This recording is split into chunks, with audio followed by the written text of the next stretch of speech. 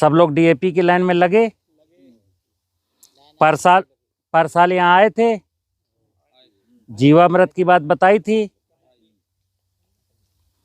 अब तुम्हारे सामने ये गेहूं खड़ा है ना। हम आप लोगों को कहते हैं डीएपी तो भूल जाओ, क्योंकि जैसे समझना, आप अपने खेत में पिछले 20 साल से डीएपी डाल रहे हो। वैज्ञानिक लोग क्या बताते हैं कि जो आप फास्फेट डालते हो उसकी 30% मात्रा फसल ले पाती है, बकाया सब जमीन में अघुलनशील अवस्था में पड़ी रहती है। अब अगर आप 1 एकड़ में 1 बोरी डीएपी डाल रहे हैं 20 साल से, तो कितनी डाली? 20 बोरी। 20 बोरी में काम कितनी आई? 6-7 बोरी। ठीक है। अभी 14 बोरी डीएपी उसी खेत में अघुलनशील अवस्था में पड़ी है। अगर जीवामृत आप डालेंगे तो जीवामृत में जो जंगल की मिट्टी में पाए जाने वाले जीवाणु हैं, पहले हमारे खेतों में भी थे, पेस्टिसाइड डाल डाल के हमने मार दिए। तो पिछले साल सबसे कहा था कि जीवामृत हमारे चिरगांव से ले जाओ, जीवामृत बनाओ, आपको डीएपी की लाइन में नहीं लगना पड़ेगा। लेकिन आप भूल गए, लंच पैकेट खा के चले गए। अब फिर डीएपी की लाइन में लगे। तो जब डीएपी की क्राइसिस होती है तो क्या होता है? या तो नकली मिलती है या तो महंगी मिलती है। ठीक है। आप सुनियो, आपके सामने ये खेत है। पिछले साल भी ये खेत आपको दिखाया था, तब तो फसल बड़ी बड़ी थी, बाल गड़ी थी, क्योंकि वो मेला शायद मार्च के प्रारंभ में था। तो मैं ये कहता हूं कि क्यों मतलब आप नहीं चेतते हो कि हमारे 1500 रुपए की डीएपी बच जाए, हमारी पैदावार बढ़ जाए, हमारे पोषकता जो पौष्टिकता है गेहूं की वो बढ़ जाए और हम हेल्दी रहें।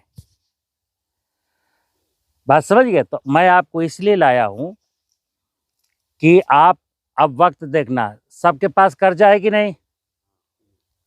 कर्जा है, लोन। कभी लोन पटेगा? बोलो, पटेगा? नहीं पटेगा, बढ़ेगा। सरकार कहती है कि भैया सुनो, पैसा ना हो तो हमसे उधार ले लो, लेकिन जुआ खेलो। जुआ खिला रही सरकार आपको, ध्यान रखना, मैं बहुत स्पष्ट बोलता हूं। तो आप बैंक से कर्जा लेके जुआ खेल रहे हो, और इस जुए में कौन जीत रहा है?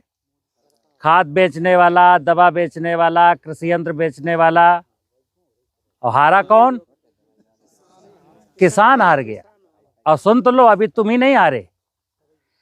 जैसे धर्मराज युधिष्ठिर जुआ खेले थे ना शकुनी के साथ, तो सुनना, पहले अपना मुकुट हारे, फिर हाथी हारे, फिर घोड़ा हारे, फिर महल हारे, फिर भाई हारे।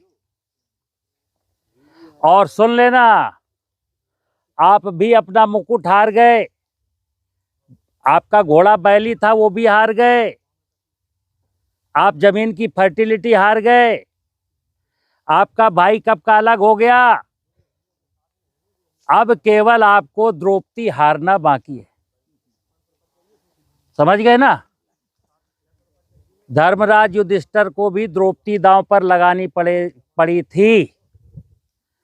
और मैं देश के किसानों से कहता हूं, अगर नहीं जागे ना, नहीं चेते ना, दिन भर, जैसे अभी अमरुक से मैं आया, ये सबरे लोग लकड़ियां खेल रहे थे कि नहीं? तुम अरे यार, तुम नहीं खेल रहे थे मान लो। अरे हमारी बात समझना, हम जो कहना चाहते हैं वो समझो। जुए खेल रहे और तुम तो दो जुआ में बैठे, एक वो वालो जुआ और एक सरकार के साथ जुआ, सिस्टम के साथ जुआ। तो मेरा अनुरोध ये है, आज क्या है? मृदा स्वास्थ्य दिवस। क्या है?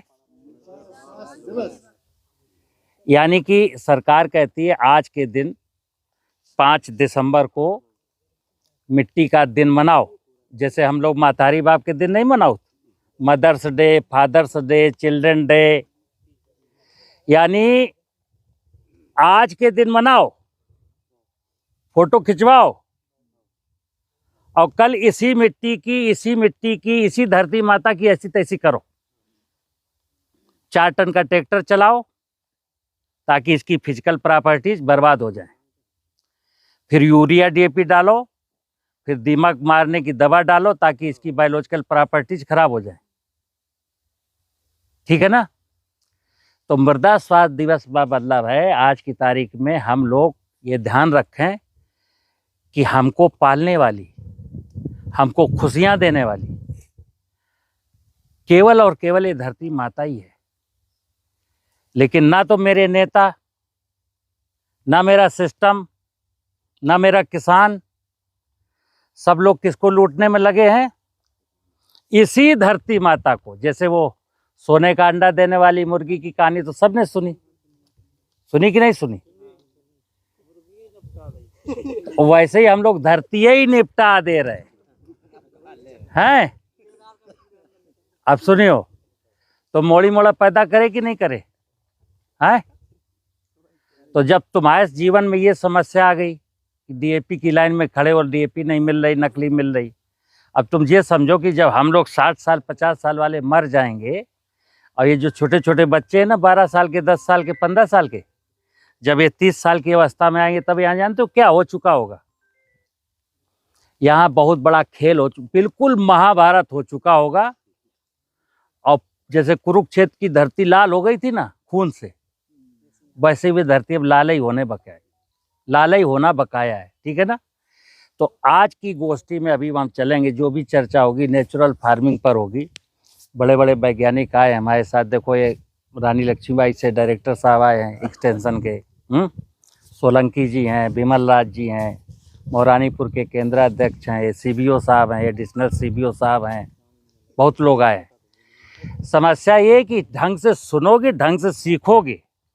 और ये जो बच्चे हो ना, तुम जो हंस रहे हो, सुनो, तुम्हारे लाने बोल रहे हैं हम लोग हैं तो को कबर में पांव लटको, कितने दिन रहने यहाँ? तुमको पूरा जीवन काटना है, इसलिए तुम्हारे लिए बता रहा हूँ कि मस्ती बंद करो। ठीक है? कोई बात नहीं। खेती तो देखो, खेती तो एक ऐसा धंधा है, खेती के बिना कुछ होने ही नहीं। खेती रो के करो या हंस के करो। तो हम क्या समझा रहे हैं? खेती हंस के करो, खेती आनंद के साथ करो। खेती से अच्छा कोई बिजनेस है ही नहीं। जैसे सुनना, अभी हमने तो ये यूरिया डीएपी नहीं डाली, मान लो, चलो जीवामृत डाला नहीं, इस जमीन को 4 बार जुताई करनी पड़ती है, 5 बार पानी लगाना पड़ता है, यूरिया डीएपी डालना पड़ता है, खरपतवार मारने की दवाई डालनी पड़ती है।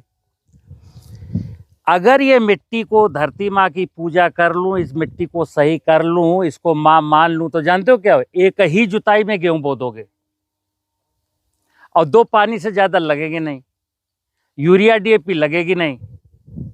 तब आप कर्जा तब उतरेगा जब बाजार नहीं जाओगे, तब कर्जा उतरेगा। और जब तक तुमने कहा चलो लला 1 बोरी यूरिया ले आए, 1 बोरी डीएपी ले आए, अब मैंको जेब ले आए, अब जे ले आए, अब वो ले आए, तो जितने कमाओ तुमने धान बेच के वो गमा दो यहाँ।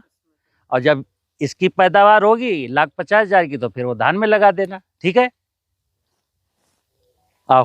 अच्छा, ये धान के कटाई के बाद भाई आप लोग आग मत लगाया करिए खेतों में। चलो इतना हम देखते आ रहे हैं कि भाई ये स्थिति जो अभी सचान साहब ने बताया है ना, कि भावी पीढ़ी के लिए हम जो ज़मीन को बिल्कुल ध्यान नहीं दे रहे हैं, तो उनका जो जितनी भी बातें थी बहुत ही आज की तारीख, क्योंकि वो भविष्य को देख करके बात कर रहे हैं। आज तो हमारा अच्छा चल ही रहा है। आज हम 362 मिलियन टन पूरा टोटल प्रोडक्शन देश का, 150 मिलियन टन धान, 118 मिलियन टन जो है गेहूं पैदा कर रहे हैं। हमारे पास भंडार है, लेकिन ये भंडार बहुत दिन तक नहीं रहेगा। आपको बताएं कि पंजाब के लिए घोषणा हो चुकी है कि 20 साल के बाद पंजाबी खेती जो है रेगिस्तानी खेती होने वाली है। ये घोषणा हो चुकी है और पंजाब भी नहीं चेत रहा है। लेकिन 20 साल बाद जब एकदम से रेगिस्तान होगा, जब कुछ भी नहीं पैदा होगा, तो वो भी मतलब, तो आपके यहाँ अभी गुंजाइश है। एक तो आप लोगों ने धान को अपनाया है, जबकि धान आपकी फसल नहीं है। पूरे देश में इतना धान हो रहा है कि मारे मारे फिर रहा है। लेकिन भाई धान की जगह हम कहते हैं, जैसे पहले भी तो थे लोग खरीफ में खाली छोड़ देते थे या थोड़ा बहुत उड़द उड़द जो भी बो लेते थे, और थोड़ा बहुत अरहर बो लेते थे। अरहर दाल के लिए अरहर की दाल अच्छी लगती है ना, लेकिन अरहर का पेड़ एक ठो नहीं दिखाई देता है। अगर हम मेड़ बना के किसी भी तरीके, क्योंकि देखो आने वाला समय एक ऐसा है, अरहर एक ऐसी फसल है दुनिया में भारत के अलावा कोई जानता ही नहीं, अमेरिका का आदमी देखा ही नहीं होगा कि अरहर का पेड़ कैसे होता है। तो अरहर आने वाले 20 साल के अंदर आप करोड़ों रुपया लेके जाओगे, आपको 1 किलो भी दाल नहीं मिलेगी। करोड़ों रुपए की बात कर रहा हूँ मैं, अगर इसी तरह से अरहर को हम छोड़ते जा रहे हैं। दूसरी बात, जब हमारी मुख्य फसल जो है मसूर और चना थी रबी की, तो हम धान लगा लगा करके एकदम से गेहूं पा गए। तो हम खुद ही, जो साहब कह रहे हैं, पहले क्या होता था, मैं देखता था खुद अपने सामने, चोंगा नाई से बोते थे लोग, जो काली मिट्टी में सितंबर के महीना में जैसे नमी खत्म हुई है अक्टूबर में, अपना आए बिना जोते जुताई होती जा रही है और मसूर की बुआई होती जा रही है। तो मृदा को तो, जमीन को तो बिल्कुल कोई परेशान करता ही नहीं था। आज जो है हम इतनी ज़्यादा जो कह रहे हैं ना, इतनी ज़्यादा जुताई कर रहे हैं। और दूसरे जो आप धान लगाते हो, चलो ठीक है आपके यहाँ भाई पानी हो गया, लो आप लोग लगा, लेकिन उसके बाद आप क्यों जलाते हो? जो इन्होंने बताया कि जंगल के मिट्टी ला करके उसमें जीवाणु पाए जाते हैं, ये मिट्टी क्यों नहीं भाई? क्योंकि एक तो आपने इतना खाद और ये सब डाला, इसके बाद जो है जलाने वाली बात हो गई। अब जलाने में तो भैया जो 3, 4, 5, 10 इंच तक के भी जो हमारे जो कीड़े मकोड़े जो पालतू हैं, वो तो बेचारे एकदम से, मतलब बताइए, वो तो उनका एकदम सर्वनाश हो गया। खाद और में तो चलो ठीक है, कुछ बचते हैं कुछ मरते हैं, उनका तो एकदम से एकदम जो केचुआ उचुआ है ना, उनको तो मतलब पता नहीं कितने साल के लिए खत्म कर दिया आपने। तो बताइए, आप अपने जमीन को जला रहे हो। एक तो खुद ही धरती गर्म हो रही है, पूरे दुनिया जो है टेम्परेचर तापक्रम बढ़ रहा है, और आप जला करके और भी तापक्रम को बढ़ा रहे हो अक्टूबर और नवंबर के महीना में खेत को। आप सोचिए, आज इसी का नतीजा है कि आज बताइए 5 दिसंबर हो गया। नहीं तो बताइए 5 दिसंबर को पहले हम लोग छोटे थे ना, इतनी बढ़िया ठंडक पड़ती थी कि मतलब जल्दी कोई, मतलब वो, अब जैसे हम लोग खड़े हैं ना, अभी 10 मिनट बाद हम बहुत खराब लगने लगा, कहाँ खड़ा कर दिए हैं सचान साहब, ये स्थिति हो गई। तो आप लोग खुद सोचिए कि अगर हम, अब फिर हम कहते हैं कि बड़ी गर्मी पड़ रही है, तो ये क्या, इसके लिए हम लोग खुद जिम्मेदार हैं। तो जहाँ तक हो सके भाई, नहीं जलाएंगे तो क्या होगा बताइए? आपका 4 दिन अगर मान लीजिए जो उसके लिए आया हुआ है कि बिना जुताई के ही ऐसे ऐसे इम्प्लीमेंट आ गए हैं आज के तारीख में कि आप उससे भी बुआई कर सकते हो, लेकिन जलाने की क्या मतलब ज़रूरत पड़ गई?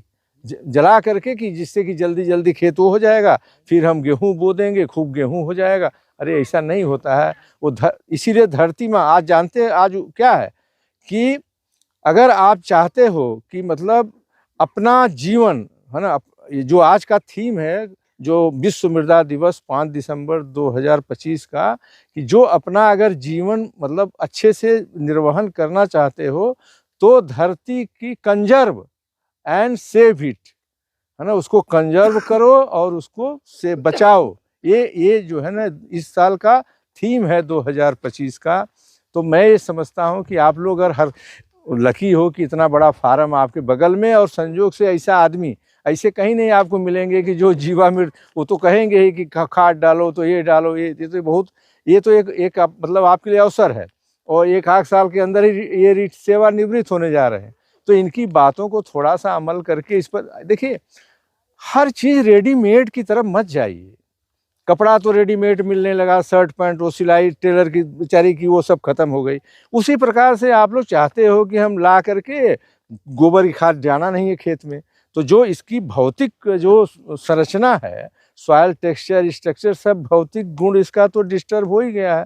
अब इसके बाद भी आप लोग लिया के डीएपी, यूरिया, फलाना ढिकाना डाल करके जल्दी पहला पानी 21 दिन में दे दो, चाहे वो काली मिट्टी हो चाहे बालू वाली मिट्टी। हाँ भाई, भारी मिट्टी है तो उसमें पानी भी तो 2-1 दिन और इंतजार 2-4 दिन, लेकिन वो गेहूं के लिए 21 दिन पूरा, और चीज का नहीं याद रहेगा। गेहूं में 21 दिन में पानी देना है, फिर ला करके खूब बढ़िया यूरिया जो है 50 किलो यूरिया 1 एकड़ में डाल देना, जिससे खूब काला काला हो जाए, है ना। फिर जो है 20 दिन बाद फिर मतलब जितना पानी हो सकता है हम जो है दे दें। तो भैया ये जल और जमीन ये दोनों ही इनको बचाना है। इनको, क्योंकि आप दुनिया के आबादी जानते हो, आप नंबर 1 हो दुनिया की आबादी में। आप नंबर, पहले चाइना होता था, 2023 में आप नंबर 1 हो गए। तो दुनिया के 17% हो आप। जानवर भी 16% है, और जमीन कितना है 2.4%। 17% आदमी, 16% जानवर, जमीन 2.4 दुनिया की, और पानी खाली 4%। तो बताओ, इतनी बड़ी चुनौती, इतना बड़ा शहर, इतना बड़ा सब कुछ, और उसी में जो है सबको पानी का भी उपयोग करना है, सब कुछ करना है। और आप लोग इस तरह से पानी वाली फसलों को ले करके, और इतना पानी देखिए, जैसे उन्होंने कहा अगर ये अपनाओगे 2 पानी, जहां आपका 2 से 3 पानी जिस चीज से बच जाए, इससे बढ़िया कोई तकनीक हो सकती है? भविष्य उसी पर है। ठीक है।